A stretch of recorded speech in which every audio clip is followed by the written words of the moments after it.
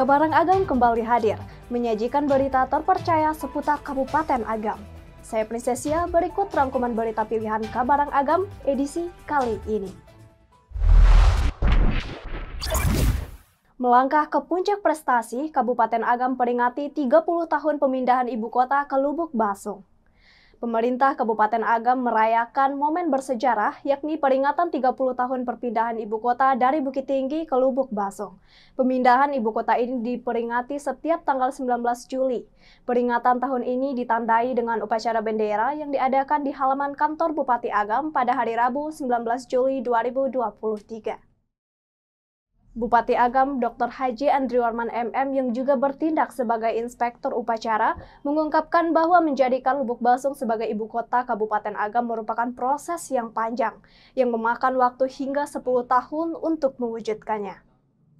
Dalam perjalanan 30 tahun ini, pembangunan perlu memperhatikan skala prioritas, estetika, tata ruang, dan manfaat jangka panjang bagi masyarakat luas. Sebagai bukti pengakuan atas prestasi Lubuk Basung, kota ini mendapatkan Piala Adipura untuk pertama kalinya dalam sejarah. Upacara tersebut juga menjadi kesempatan bagi Bupati Agam untuk memberikan penghargaan kepada 12 wartawan senior yang berperan penting dalam mengawal rencana pemindahan demi mensukseskan perpindahan ibu kota dari Bukit Tinggi ke Lubuk Basung. Usai upacara, kegiatan arak jamba dilaksanakan sebagai bagian dari peringatan, dengan puluhan jamba diarak dengan cara dijunjung di atas kepala yang turut memeriahkan peringatan 30 tahun ini.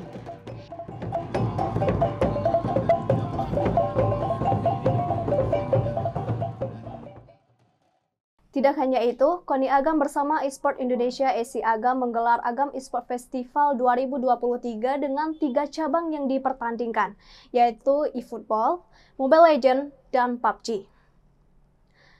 Acara ini berhasil menarik ratusan peserta dari berbagai daerah di Sumatera Barat dan luar provinsi. Dalam kesempatan tersebut, Dr. Randas Haji Edi Busti selaku Sekda Kabupaten Agam dan Ketua KONI Agam berharap agar Agam eSport Festival dapat mendorong peningkatan prestasi di seluruh cabang olahraga khususnya eSport.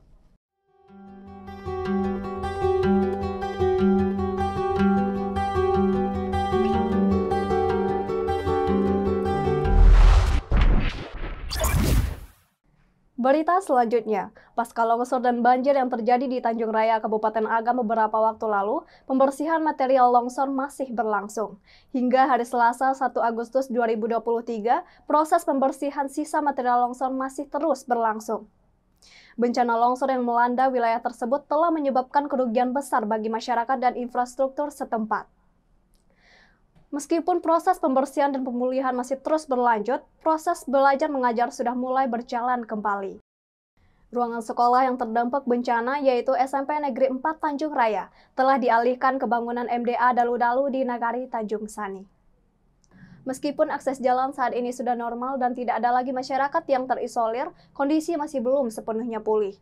Masyarakat masih membutuhkan bantuan seperti alat masak, air bersih, tendon penampungan air, dan perlengkapan sekolah. Bantuan ini menjadi sangat penting untuk membantu mereka menghadapi masa pemulihan.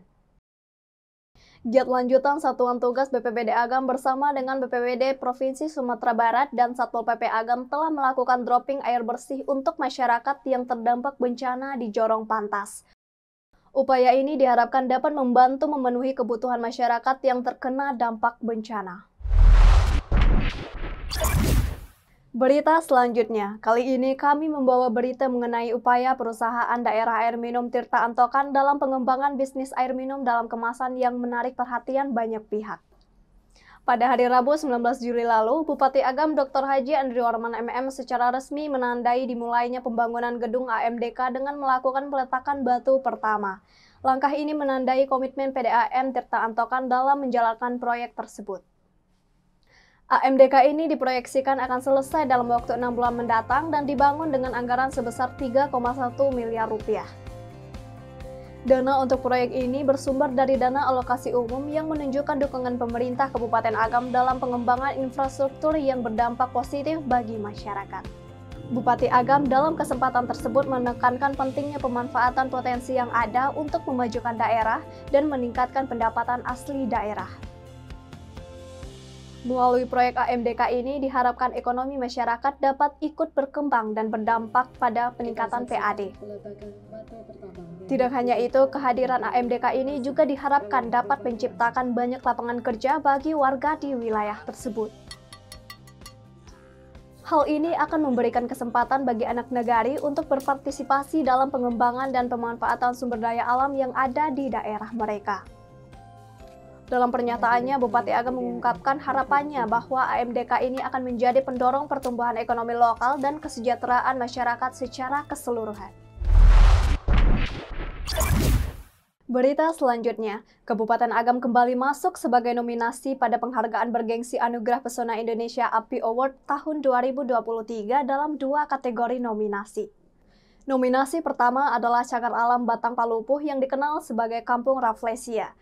Rombongan Dinas Komunikasi dan Informatika Kabupaten Agam baru-baru ini mengunjungi Nagari Kotorantang, Kecamatan Palupuh untuk melihat langsung bunga Rafflesia arnoldi yang sedang mekar.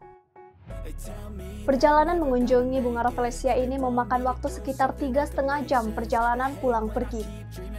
Tidak hanya wisatawan lokal, namun pengunjung dari negara-negara seperti Inggris, Prancis, Jerman, Spanyol, Latvia, dan negara-negara Eropa lainnya juga turut menyaksikan keindahan bunga Rafflesia ini. Hal ini membuat warga Batang Palupuh menjadi terbiasa dengan kedatangan orang asing yang berkunjung. Beberapa warga dari Nagari Kotorantang, baik yang muda hingga yang cukup berumur, berbahasa Inggris. Bahkan beberapa dari mereka menjadi local guide untuk wisatawan mancanegara. Selain destinasi traveling, bunga Rafflesia ini juga menarik pengunjung yang ingin meneliti dan mempelajari flora endemik yang langka ini. Setelah melihat Rafflesia, para pengunjung juga dapat menikmati kopi luwak organik yang diolah oleh kelompok masyarakat di nagari ini. Bahkan, salah satu masyarakat telah membuka rumahnya sebagai outlet bagi para pengunjung yang ingin menikmati kopi luwak.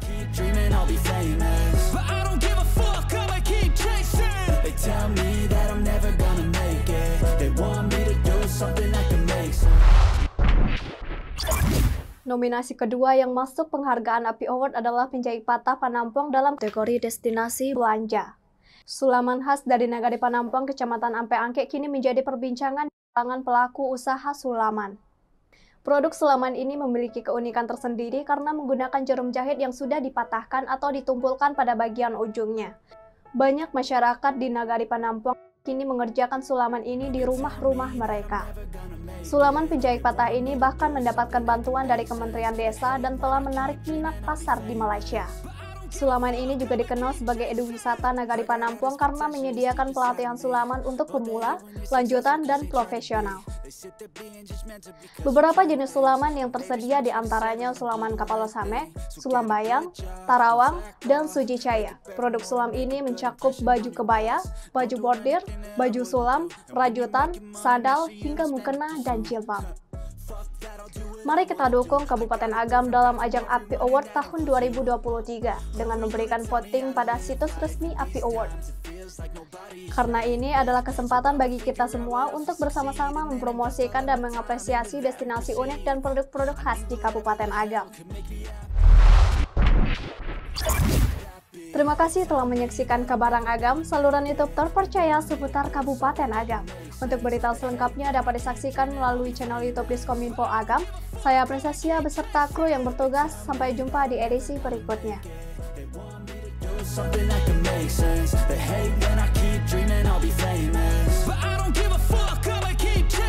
Life could be special if I get rid of the devils. They think that I am a rebel. I think they want me to settle. There's nobody on my level. They think that work is too stressful. I think that work is essential. The grind is all in your mental. And I don't think you understand what I'll go through just to be in control of my life soon. All the negativity, man, I'm immune. I don't really need a mask with all I've been through. I've been making changes for the